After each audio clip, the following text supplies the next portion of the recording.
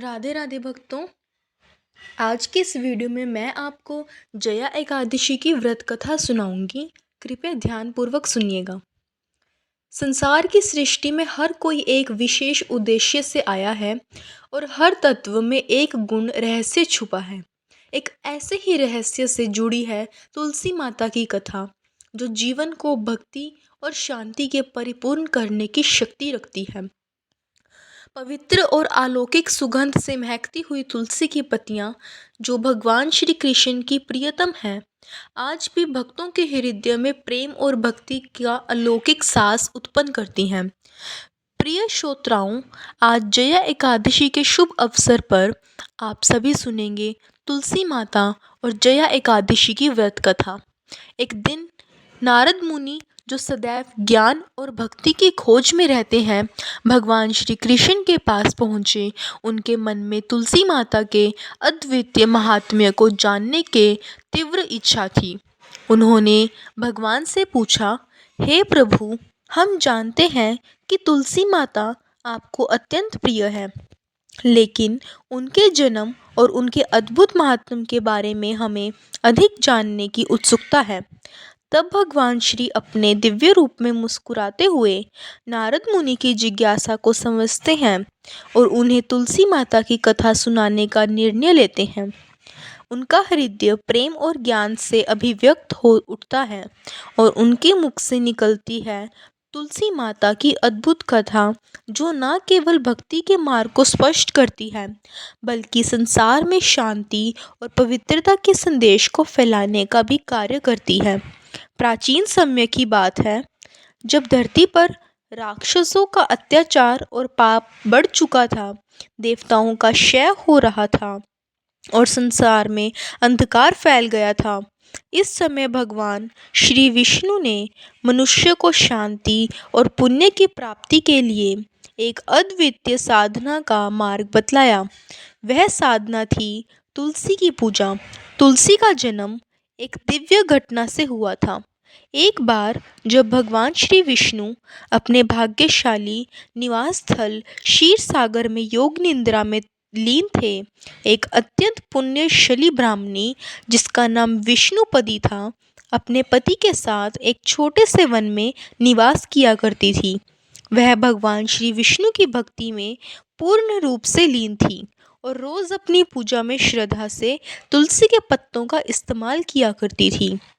विष्णुपति के हृदय में सच्ची भक्ति और समर्पण था। पर एक दिन जब वह पूजा करने गई, तो उसने देखा कि एक राक्षस ने उसके तुलसी के पौधों को नष्ट कर दिया। वह अत्यधिक दुखी हुई और भगवान श्री विष्णु से प्रार्थना करने लगी, हे प्रभु, मैं हर दिन आपकी भक्ति करती हूँ, लेकिन इस राक्षस के कारण मेरे पूजन का उद्देश्य विफल हो रहा है। कृपया प्रभु मुझे इस कष्ट से उबारें। भगवान श्री विष्णु ने अपनी निद्रा से उठकर उसकी प्रार्थना सुनी और उसे वरदान दिया कि हे भक्त, तुम्हारी भक्ति को कभी कोई कष्ट नहीं कर सकता। तुम्हारी पूजा के कारण तुम पवित्र हो और तुम्हारी इच्छाओं को मैं पूरा करूँगा। तुम्हें शीघ्र ही एक ऐसी कन्या प्राप्त होगी, जो मेरे प्रति तुम्हारी भक्ति का प्रतीक होगी। वह कन्या तुलसी के रूप में उत्पन्न होगी और इस पृथ्वी पर सबसे पूज्य होगी। भगवान की कृपा से कुछ समय बाद विष्णुपदी ने एक दिव्य कन्या को जन्म दिया। वह कन्या इतनी सुंदर और तेजस्वी थी कि उसकी आभास से चारों ओर प्रकाश फैल गया। भगवान श्री विष्णु ने उसे अपनी कृपा से तुलसी नाम दिया, क्योंकि वह तुलसी के पौधे की तरह शुद्ध, पवित्र और समर्पित थी। तुलसी के रूप में भगवान की भक्ति विहीन शक्ति धरती पर अवतरित हुई। जैसे तुलसी का पौधा भगवान श्री विष्णु को प्रिय था, वैसे ही तुलसी का पौधा भगवान श्री कृष्ण को प्रिय था। वैसे ही तुलसी माता की पूजा हर स्थान पर भक्तों के लिए शुभ और फलदायी माने जाने लगी। भगवान ने यह घोषणा की कि जो भी व्यक्ति तुलसी माँ की पूजा करेगा, वह दोष मुक्त और पुण्यशाली होगा। यहाँ से ही तुलसी माता की महिमा और महत्व को सभी ने जाना। आज भी तुलसी माता का पूजन हर घर में भगवान श्री विष्णु के साथ साथ उनके आशीर्वाद को प्राप्त करने का सबसे प्रभावशाली तरीका माना जाता है। उनकी पूजा से जीवन में शांति, समृद्धि और दिव्य आशीर्वाद का वास होता है। एक बार किसी छोटे से गांव में एक बूढ़ी महिला जिनका नाम था कल्याणी, जो पूरी निष्ठा और श्रद्धा से भगवान श्री विष्णु की पूजा किया करती थी। वह अत्यंत साधारण और विनम्र थी, पर उसकी भक्ति में अपार शक्ति थी। वह हर सुबह सूर्योदय से पहले उठकर अपने छोटे से आंगन में तुलसी जी के पौधे की पूजा करती। तुलसी माता के प्रति उसकी गहरी श्रद्धा थी, क्योंकि वह यह मानती थी कि तुलसी माता की कृपा से ही उसके जीवन की कठिनाइयों का समाधान होता है। कल्याणी का जीवन बहुत साधारण था, लेकिन एक बात थी जो उसे विशेष बनाती थी। उसने अपनी पूरी जिंदगी एकादशी व्रत का निष्ठा से ध्यान रखा। एकादशी को वह उपवास रहती, पूरी तरह से समर्पित होकर भगवान श्री विष्णु का ध्यान करती। वह जानती थी कि एकादशी का व्रत भगवान को प्रसन्न करने का सबसे प्रभावशाली तरीका है और उसकी भक्ति में तुलसी माता की भी विशेष भूमिका थी। लेकिन एक दिन जब एकादशी का व्रत आया, कल्याणी का मन किसी कारणवश विचलित हो गया। वह बिना ध्यान दिए अपने घर के आंगन में कुछ काम कर रही थी। अचानक उसके अन्न के कुछ दाने अपने मुंह में डाल लिए और ठीक उसी समय एक चूहे ने तुलसी के पौधे के पास रखे पानी के पत्र को गिरा दिया, जिससे तुलसी के पौधे में जल समर्पित हो गया। यह देखकर कल्याणी घबरा गई और जल्दी से पानी के पात्र को तुलसी के पौधे से दूर किया। लेकिन उसी समय, क्योंकि एकादशी का दिन खत्म हो गया था और उसने गलती जिससे व्रत तोड़ा था, कल्याणी को घबराहट होने लगी। वह सोचने लगी कि अब मेरी पूजा और व्रत का कोई मूल्य नहीं रहा। क्या अब मुझे पाप लगेगा? और वह भगवान श्री विष्णु और तुलसी माता से क्षमा की प्रार्थना करने लगी। एक अजीब सा भय उसके मन में समा गया, क्योंकि उसने जान लिया था कि यदि एकादशी का व्रत टूट जाता है तो उसके समस्त पुण्य का नुकसान हो सकता था। लेकिन तभी एक अद्भुत घटना घटी। एक तेज रोशनी से उसका आंगन चमक उठा और सामने प्रकट हुए स्वयं भगवान श्री विष्णु और उनके साथ ही स्वयं तुलसी माता भी। भगवान श्री विष्णु ने उसकी चिंता दूर करते हुए कहा, कल्याणी, तुम्हारे मन की श्रद्धा और भक्ति में कभी कोई कमी नहीं है। तुम्हारे हृदय में सच्चे प्रेम और समर्पण का भाव है, इसलिए तुम्हारे व्रत का कोई नुकसान नहीं होगा। तुलसी माता ने भी हंसते हुए कल्याणी से कहा कि तुमने जिस तरह से मुझे पूजा, उसी तरह से भगवान श्री विष्णु की भक्ति तुम्हारे जीवन का एक अटूट हिस्सा है। एक साधारण गलती से तुम्हें कोई पाप नहीं लगेगा, क्योंकि तुम्हारा मन शुद्ध और निष्ठावान है। तब भगवान ने उसके सामने एक विशेष अवसर रखा। उन्होंने कहा कि तुम्हें इस घटना से एक शिक्षा प्राप्त होनी चाहिए। तुम्हारी भक्ति में कोई कमी ना हो, लेकिन कभी कभी परिस्थितियाँ हमारे नियंत्रण से बाहर हो जाती है। मैं चाहता हूँ कि अब तुम और अधिक समर्पण के साथ मुझे नमन करो, ताकि तुम्हारा जीवन सच्चे भक्तों जैसा हो जाए। उस दिन के बाद से कल्याणी की भक्ति में एक नया जोश और उत्साह था। उसने तुलसी के पौधे के पास एक छोटा सा मंदिर भी बना दिया, जहाँ वह हर दिन सुबह और शाम पूजा किया करती, दीप जलाया करती।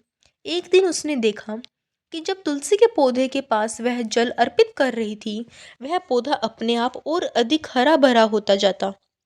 ऐसा लगता मानो तुलसी माता स्वयं उसकी पूजा को स्वीकार कर रही हों। इसके कुछ दिनों के बाद कल्याणी के घर के पास एक विचित्र घटना घटी। रात के समय एक तेज तूफान आया, जिससे गांव के कई घरों की छतें उड़ गई। लेकिन कल्याणी के घर की छत जैसी किसी अदृश्य शक्ति ने संभाल रखी थी। तूफान के बावजूद उसकी छत पर एक भी कड़ी नहीं टूटी। यह देखकर गांव वाले आश्चर्यचकित हो गए और उन्होंने कल्याणी से पूछा, क्या तुमने कोई विशेष पूजा की है जो तुम्हारे घर का कोई नुकसान नहीं हुआ। तब कल्याणी ने मुस्कुराते हुए कहा, मैंने तो केवल अपने जीवन में भगवान श्री विष्णु और तुलसी माता की पूजा की है। उनके आशीर्वाद से ही आज सब कुछ सुरक्षित है। अब तो गांव वाले पूरी श्रद्धा से कल्याणी के घर आने लगे और वह उन्हें तुलसी माता की पूजा और एकादशी व्रत के महत्व में बारे में बताने लगी। धीरे धीरे कल्याणी का घर एक धार्मिक केंद्र बन गया और लोग वहां जाकर सुख शांति और समृद्धि की कामना करने लगे। फिर कल्याणी के कहने से सभी गांव के लोग ने एकादशी का व्रत और तुलसी माता की पूजा करने लगे। इस प्रकार भगवान श्री विष्णु और तुलसी माता की अकल्पनीय कृपा से कल्याणी का जीवन बदल गया। उसे किसी प्रकार का पाप नहीं लगा और उसका व्रत भी उसी पवित्रता के साथ मान्यता को प्राप्त हुआ। तुलसी माता ने यह सिद्ध कर दिया कि सच्ची श्रद्धा और भक्ति में कोई दोष नहीं होता और जो सच्ची भक्ति से सच्चे मन से पूजा करता है उसे भगवान कभी ना कभी कृपा से आशीर्वाद अवश्य देते हैं। यह कथा हमें सिखाती है कि भक्ति और समर्पण से बड़ी कोई शक्ति नहीं होती। कभी कभी जब हम अपने कर्मों में भूल कर जाते हैं तब भी भगवान की कृपा से वह भूल हमें किसी नुकसान का कारण नहीं बनने देती। यह थी तुलसी माता की कथा। सभी मिलकर प्रेम से बोलिए, तुलसी माता की जय, श्री विष्णु भगवान की जय।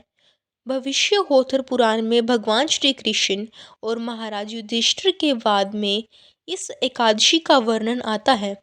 एक बार युधिष्ठिर महाराज ने हाथ जोड़कर पूछा, हे जनार्दन, माघ मास के शुक्ल पक्ष की एकादशी का क्या नाम है? यह व्रत कैसे करें? किस देवता की इस दिन पूजा करें? और तब भगवान श्री कृष्ण ने उत्तर दिया, राजन सुनो, माघ मास की शुक्ल पक्ष की एकादशी को जया एकादशी कहते हैं। सब पापों का कारण सब पापों का हरण करके मोक्ष देने वाली यह उत्तम तिथि है। जो कोई भी इस व्रत का पालन करेगा उसे पिशाच योनि प्राप्त नहीं होगी। इसलिए प्रयत्न पूर्वक इस जया एकादशी का पालन करना चाहिए। प्राचीन काल में स्वर्ग में देवराज इंद्र का राज्य था। देवगण अप्सराओं के साथ पराजित वृक्ष में शोभित नंदन वन में विहार कर रहे थे। 50 करोड़ गंधर्व के नायक देवराज इंद्र ने अपनी इच्छा से वन में विहार करते हुए नृत्य का आयोजन किया। गंधर्व में प्रमुख पुष्पवंत, चित्रसेन और उसका पुत्र, यह 3 थे। चित्रसेन की पत्नी का नाम मालिनी था। मालिनी और चित्रसेन की कन्या पुष्पवती थी। पुष्पदंत गंधर्व का पुत्र था। मालवानोवंती के सौंदर्य पर मोहित हुआ यह दोनों ही इंद्र की प्रसन्नता के लिए वहां नृत्य करने आए हुए थे। यह दोनों भी अन्य अप्सराओं के साथ आनंद में गायन कर रहे थे, किंतु एक दूसरे पर अनुराग दृष्ट होने के कारण वे मोहित हो गए और उनका मन विचलित हो गया। इसलिए वे शुद्ध गायन नहीं कर सके। कभी ताल गलत तो कभी गायन रुकता। इसी बात से क्रोधित और अपमानित होकर देवराज इंद्र ने उन्हें श्राप दिया, आप दोनों पतित हैं, मूर्ख हैं। तुम्हारा धिक्कार हो, मेरी आज्ञा भंग करने के फलस्वरूप आप पति पत्नी के रूप में पिशाच योनि में जन्म लेंगे। देवराज इंद्र से ऐसा श्राप मिलते ही वे दोनों बड़े दुखी हुए। फिर हिमालय में जाकर पिशाच योनि को प्राप्त होकर भयंकर दुख भोगते रहे। शारीरिक पातक से प्राप्त हुई इस योनि से पीड़ित वे एक दिन पर्वत की गुफा में भ्रमण कर रहे थे। पिशाचपति ने अपनी पत्नी से पूछा, हमने ऐसा कौन सा पाप किया है जिसके लिए हमें यह योनि मिली? नरक यातनाओं तो दुखदायक है, पर पिशाच योनि में भी बहुत दुख है जो बहुत भयानक है। इसलिए पूर्ण प्रयत्न से इस पाप से छुटकारा प्राप्त करना चाहिए। दोनों चिंता मगन थे, किंतु भगवान की कृपा से उन्हें माघ महीने की एकादशी तिथि प्राप्त हुई। जया नाम से प्रसिद्ध यह तिथि सब तिथियों में उत्तम है। इस तिथि को उन्होंने अन्न ग्रहण नहीं किया, जल ग्रहण भी नहीं किया, किसी जीव की हत्या तक नहीं की और ना ही कोई फल खाया। दुख से व्याकुल सूर्यास्त तक वह बरगद के वृक्ष के नीचे बैठे रहे। भयानक रात उनके सामने उपस्थित हुई, पर उन्हें निद्रा तक नहीं आई। कौन से भी प्रकार का सुख और काम सुख भी उन्हें नहीं भोगा। रात्रि समाप्त होने पर सूर्योदय हुआ। द्वादशी का दिन निकला, उनसे जया एकादशी के व्रत का पालन हुआ था। उन्होंने रात भर जागरण भी किया और फिर व्रत के पुण्य प्रभाव और भगवान विष्णु की शक्ति के कारण दोनों इस योनि से मुक्त होकर अपने पूर्व रूप में प्राप्त हुए। उनके हृदय में फिर से पहले की तरह अनुराग उत्पन्न हुआ। अलंकार से शोभित होकर विमान में विराजमान होकर वे दोनों स्वर्गलोक को गए। देवराज इंद्र के सामने प्रसन्नता पूर्वक जाकर उन्होंने सादर प्रणाम किया। उन्होंने पूर्व स्वरूप में देखकर देवराज इंद्र को बड़ा आश्चर्य हुआ और उन्होंने पूछा, किस पुण्य के प्रभाव से आप दोनों पिशाच योनि से मुक्त हो पाए? मुझसे श्राप पाकर भी आप कौन से देवता के आश्रय में आप शाप से मुक्त हो गए? तब मालवनी भगवान वासुदेव की कृपा से तथा जया एकादशी व्रत के पुण्य प्रभाव से हम पिशाच योनि से मुक्त हुए हैं। तब देवराज ने कहा, अब मेरे कहे अनुसार आप दोनों सुधा पान कीजिए। जो लोग भगवान वासुदेव की शरण लेते हैं और एकादशी का पालन करते हैं, वह हमें भी पूजनीय भगवान श्री कृष्ण ने धर्मराज युधिष्ठिर से कहा, हे राजन, इसीलिए एकादशी का व्रत अवश्य करना चाहिए। जया एकादशी ब्रह्मा हत्या के पातक तक से भी मुक्त करती है। जिसने जया एकादशी के व्रत का पालन किया, उसने सभी प्रकार का दान तथा यज्ञों का अनुष्ठान करने जैसा पुण्य प्राप्त किया और इसकी महिमा पढ़ना अथवा सुनने से अग्नि स्टोम यज्ञ का फल भी प्राप्त होता है। तो भक्तों, आज की कथा यहीं समाप्त होती है। आशा करती हूँ आपको मेरी दी गई जानकारी अच्छी लगी होगी, इसलिए मेरे चैनल को कृपया करके आप सब्सक्राइब कर दीजिए और मेरी वीडियो को लाइक करें। कमेंट में राधे राधे हरे कृष्णा ज़रूर लिखें। धन्यवाद।